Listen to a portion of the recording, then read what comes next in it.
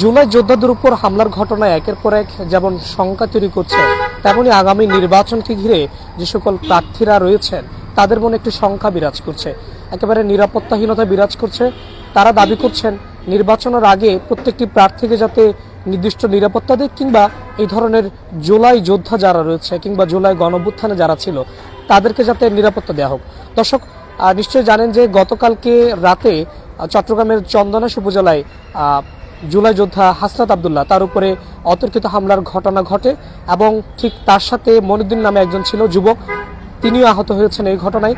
গতকাল রাতে তাদেরকে চন্দনাইশ যে উপজেলা স্বাস্থ্য কমপ্লেক্স রয়েছে সেখানে নিয়ে যাওয়া হয়, পরবর্তীতে সেখান থেকে চট্টগ্রাম মেডিকেল কলেজে নিয়ে আসা হয়। এখান থেকে আমরা যতটুকু এখন পর্যন্ত জানতে পেরেছি ক্যাজুয়ালিটি বিভাগের 2 নম্বর ওয়ার্ডে তিনি ভর্তি রয়েছেন এবং তার অবস্থা শঙ্কামুক্ত রয়েছে। এবং তার পরিবার থেকে যে বার্তাটি আমরা পেয়েছি, তার পরিবার কথা বলতে চায়নি, তবে তাদের সাথে আমরা ক্যামেরার পেছনে কথা বলেছি। তারা যেটি আসলে জানিয়েছেন যে এই ঘটনায় যারা রয়েছেন তারা আসলে এটির বিচার তারা চাইছেন, তারা এই বিষয়ে মামলা করবেন এবং তারা আসলে এই বিষয়ে আইনানুগ প্রক্রিয়া যেটি রয়েছে সেগুলো সম্পন্ন করে এই যারা এই ঘটনার সাথে সম্পৃক্ত তাদের বিচার তারা চাইছেন। আমরা যতটুকু জানি যে এর আগে ঢাকা 8 আসনের হাদি তার যেই আলোচিত হত্যাকাণ্ড যেটি ঘটেছে, সম্মুখে একেবারে দিন দুপুরে তাকে গুলি করে হত্যা করা হয় এবং এই ঘটনার পরপরই প্রার্থী যারা রয়েছেন, বিশেষ করে নির্বাচনে যারা অংশ নিচ্ছেন, তাদের মধ্যে একটি ভীতি কাজ করছে। আমরা দেখেছি সরকারের পক্ষ থেকে গানম্যানের ব্যবস্থা কিংবা এই ধরনের নিরাপত্তা শঙ্কা মুক্ত করার জন্য বিভিন্ন পদক্ষেপ কিংবা আশ্বাস কিন্তু স্বরাষ্ট্র মন্ত্রণালয় থেকে বারবার দেওয়া হচ্ছিল এবং এই ঘটনায় প্রার্থীদের মনে যেমন নিরাপত্তা শঙ্কা বিরাজ করছে, তেমনি এই ধরনের কিছু কিছু বিচ্ছিন্ন ঘটনাগুলো এই নিরাপত্তা শঙ্কাটি আরও বাড়িয়ে দিচ্ছে। বর্তমানে আমি আছি চট্টগ্রাম মেডিকেল কলেজ হাসপাতালের ঠিক সামনে এবং এখানে আমরা চিকিৎসকদের সাথে কথা বলার চেষ্টা করেছি। তারা আমাদেরকে যেমনটা জানিয়েছেন যে গতকাল রাতেই হাসনাত আবদুল্লাহকে এবং তার সাথে তার যে সহকর্মী ছিলেন মঈনুদ্দিন, তাকে চট্টগ্রাম মেডিকেল কলেজ হাসপাতালে নিয়ে আসা হয় এবং তাদেরকে ক্যাজুয়ালিটি ওয়ার্ডের ভর্তি অবস্থায় রাখা হয়েছে। তাদের অবস্থা শঙ্কামুক্ত রয়েছে। তবে আমরা গতকাল রাতে দেখেছি যে এনসিপির নেতাকর্মীরা বিভিন্ন ফেসবুক পেজে তাদের পোস্ট শেয়ার করেছেন, তারা সেখানে এই ঘটনার প্রতিক্রিয়া আসলে জানিয়েছেন। তবে একটি বিষয়, সেই আসনের যিনি জসিম অর্থাৎ চট্টগ্রাম 14 আসন চন্দনাইশের বিএনপি মনোনীত প্রার্থী জসিম যিনি রয়েছেন, তার মনোনয়নকে ঘিরে এক প্রকার ঘোলাটে পরিস্থিতি কিন্তু বেশ কয়েকদিন ধরে চলছিল, বিতর্ক কিন্তু চলছিল এবং এই ঘটনায় তার মনোনয়ন বাতিল চেয়ে বেশ কয়েকজন জুলাই যোদ্ধা তারা মানববন্ধন করেছে, চট্টগ্রাম জেলা প্রশাসকের কার্যালয়ে স্মারকলিপিও প্রদান করেছিলেন এবং এই ঘটনাকে কেন্দ্র করে অর্থাৎ গতকালকের এই ঘটনা তিনি জড়িত আছেন কিনা এমনটা অনেকে বলছেন। তারা অনেকে দাবি করছেন যে তারা যেহেতু তার মনোনয়ন বাতিল চেয়েছেন, তো ফলে এই যে ঘটনাগুলো ঘটছে এটির সাথে জসিমের কোনো ধরনের নির্দেশনা আছে কিংবা তিনি জড়িত আছেন, তো ফলে এই ধরনের একটি সংখ্যা কিন্তু থেকে যাচ্ছে প্রার্থী কিংবা এই ধরনের জুলাই যোদ্ধাদের মনে। আজকে চট্টগ্রামের যে চন্দনাইশ উপজেলা সেখানে একটি অবরোধ কর্মসূচি ঘোষণা করা হয়েছে, যেটি ঠিক কিছুক্ষণের মধ্যে শুরু হওয়ার কথা রয়েছে এবং আমরা এখন পর্যন্ত যে সবশেষ তথ্য পেয়েছি এনসিপির যারা নেতাকর্মীরা রয়েছেন তারা এই ঘটনার বিচার তারা চাইছেন এবং একই সাথে হাসনাত আবদুল্লাহ এবং মঈনুদ্দিন তাদের পরিবারের যারা স্বজন রয়েছেন তারাও আসলে এই ঘটনার বিচার তারা চাইছেন।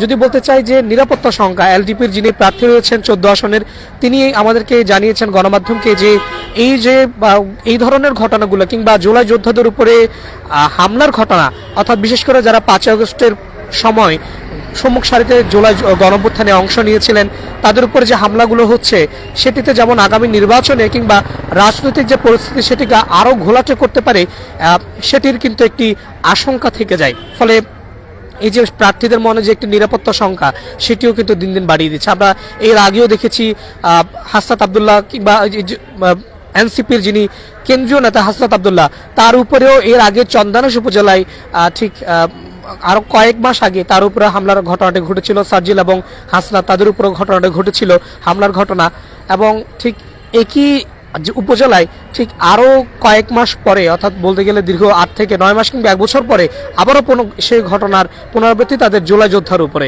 আরেকজন জুলাই যোদ্ধা। অবশ্য এই হাসনাত আবদুল্লাহ একজন গ্যাজেটপ্রাপ্ত জুলাই যোদ্ধা, অনেকে মনে করছেন যে কেন্দ্রীয় নেতা হাসনাত আবদুল্লাহ, তবে না, তিনি চট্টগ্রামের চন্দনাইশ উপজেলার একজন গ্যাজেটভুক্ত জুলাই যোদ্ধা, তিনি গতকালকে আহত হয়েছেন। এই ঘটনাকে ঘিরে আমরা আইন শৃঙ্খলা রক্ষাকারী বাহিনীদের সাথে কথা বলার চেষ্টা করেছি। তারা আমাদেরকে যেমনটা জানিয়েছেন যে এই ঘটনার যে সিসিটিভি ফুটেজ কিংবা আশপাশের যেই ব্যক্তিগত তথ্য, গোয়েন্দা তথ্য সেটিকে কাজে লাগিয়ে এই ঘটনার সাথে কারা সম্পৃক্ত কিংবা এই ঘটনা কার ইন্ধনে ঘটেছে, কেউ এই ঘটনার সাথে সম্পৃক্ত কিনা, এমন কোনো হেভিওয়েট নেতা, সেটি আসলে তারা যাচাই বাছাইয়ের পর আমাদেরকে জানাবেন, গণমাধ্যমকে জানাবেন। তবে এখন পর্যন্ত পরিবারের পক্ষ থেকে গণমাধ্যমে কোনো ধরনের ক্যামেরার সামনে কোনো বার্তা তারা দিতে রাজি হননি। আমরা অফ ক্যামেরায় তাদের সাথে কথা বলার চেষ্টা করেছি, তারা যেমনটি জানিয়েছেন যে স্বাভাবিকভাবেই তারা এই ঘটনার বিচার তারা চাইছেন। ঠিক চট্টগ্রাম মেডিকেল কলেজের এমার্জেন্সি ওয়ার্ডের সামনে আমরা এই মুহূর্তে রয়েছে এবং ঠিক কিছুক্ষণ আগে আমরা এখানে একজন জুলাই যোদ্ধা রয়েছে, তার সাথে কথা বলেছি। তিনি আমাদেরকে ঘটনা যেমনটি বলছিলেন যে গতকাল রাতে পটিয়া থেকে তাদের বাড়ির উদ্দেশ্যে তারা রওনা দিচ্ছিলেন হাসনাত, এবং ঠিক সেখানে চট্টগ্রাম চন্দনাইশ উপজেলার বাদুরপাড়া এলাকার পেট্রোল পাম্প সংলগ্ন একটি সড়কেই এই ঘটনাটি ঘটে। 10 থেকে 12 জনের একটি সংঘবদ্ধ চক্র তাদেরকে সশস্ত্র হামলা চালায় এবং তাদের হাতে লাঠি সোটা ছিল, চাপাতি ছিল, ছুরি ছিল, এই ধরনের সরঞ্জামগুলো দিয়ে তাদের উপরে হামলাগুলো চালায়। পরবর্তীতে আহত অবস্থায় তাদেরকে চন্দনাইশ উপজেলার যে স্বাস্থ্য কমপ্লেক্সটি রয়েছে সেখানে নিয়ে যাওয়া হয়। সেখান থেকে গভীর রাতে তাদেরকে চট্টগ্রাম মেডিকেল কলেজ হাসপাতালে নিয়ে আসা হয়। এখন পর্যন্ত আমরা যে সবশেষ তথ্য পেয়েছি, এই ঘটনায় তাদের পরিবার একটি মামলা দায়ের করবেন এবং এই মামলার তারা আসলে বিচার দাবি করছেন। একই সাথে জুলাই যোদ্ধা যারা রয়েছেন, এনসিপি কিংবা এই ধরনের জুলাই যোদ্ধাদের যে সংগঠনগুলো রয়েছে, তাদের সম্মিলিতভাবে চট্টগ্রামের চন্দনাইশ উপজেলায় একটি অবরোধ কর্মসূচির ঘোষণা করেছে এবং তারা সেখানে অবরোধ কর্মসূচি করবেন এবং প্রশাসনের কাছ থেকে তারা আসলে দাবি করবেন যে এই ঘটনায় যারা সম্পৃক্ত তাদের যাতে চিহ্নিত করে আইনের আওতা নিয়ে আসা হোক। এখন পর্যন্ত আসলে সবকিছু মিলিয়ে যদি বলতে চাই যে প্রার্থীদের মাঝে এক প্রকার নিরাপত্তা শঙ্কা দেখা দিয়েছে। এই ধরনের ছোট ছোট বিচ্ছিন্ন ঘটনাগুলোকে নিয়ে প্রার্থীদের মনে এক প্রকার আতঙ্ক বিরাজ করছে। আর কিছুদিন পরে নির্বাচন, ফেব্রুয়ারির 12 তারিখে নির্বাচন, এবং এই নির্বাচনের কিছুদিন আগে অর্থাৎ আজকে জানুয়ারির 16 তারিখ, এই এমন একটি দিনেই এমন একটি ঘটনা, নির্বাচনের বাকি আর মাত্র 20 থেকে 25 দিন, প্রার্থীদের মনে এক প্রকার আতঙ্ক কিংবা নিরাপত্তার শঙ্কা তৈরি করছে।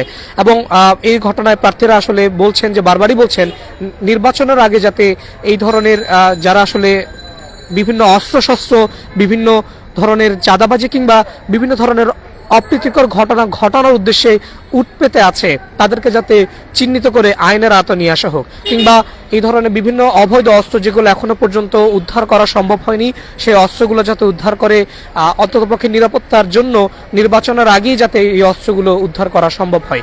তবে এই যে নির্বাচনের আগ মুহূর্তে এসে জুলাই যোদ্ধা কিংবা জুলাই গণঅভ্যুত্থানে যারা সম্মুখ সারিতে ছিলেন কিংবা যারা গণঅভ্যুত্থানে সক্রিয় ভূমিকা রেখেছেন, তাদেরকে হামলার ঘটনা ঘিরে প্রার্থী এবং যারা ভোটার রয়েছেন তাদের মনে নিরাপত্তার শঙ্কা কিন্তু বিরাজ করছে। এটি আমরা এখানে অনেকের সাথে কথা বলে তারা যেটি জানিয়েছেন। এর আগে হাদির ঘটনা, একেবারে বলতে গেলে ঢাকা 8 আসনের যিনি স্বতন্ত্র প্রার্থী হাদি, তার উপরে যেই বর্বরচিত হামলার ঘটনাটি ঘটে এবং হত্যাকাণ্ড, সেটি এখনো পর্যন্ত রেশ কাটেনি এবং সেটির পরেই প্রার্থীদের মনে নিরাপত্তার সংখ্যা দেখা দিয়েছে। অবশ্য স্বরাষ্ট্র উপদেষ্টা এই ঘটনায় দেখেছি যে প্রার্থীদেরকে সংখ্যামুক্ত করার জন্য গানম্যান থেকে শুরু করে নিরাপত্তাজনিত যে সকল দায়িত্বগুলো রয়েছে সেগুলো আরও জোরদার করেছে। তবে বারবারই আসলে প্রার্থীরা এই ধরনের হামলার শঙ্কায় কিন্তু ভুগছেন, ফলে বলা চলে যে আগামী নির্বাচনকে ঘিরে তারা এক প্রকার শঙ্কায় রয়েছেন। এই ঘটনায় তারা সুনির্দিষ্ট যারা রয়েছেন তাদের দাবি চাইছেন, তাদের বিচার দাবি করছেন। তো এই ছিল আমার কাছে চট্টগ্রাম মেডিকেল কলেজ হাসপাতাল থেকে আসলে গতকাল রাতে জুলাই যোদ্ধা হাসনাত আব্দুল্লাহর উপর যে হামলার ঘটনা ঘটেছে সেটিকে নিয়ে সবশেষ। বাংলা নিউজের সাথে ছিলাম সাজ্জাদ হোসাইন।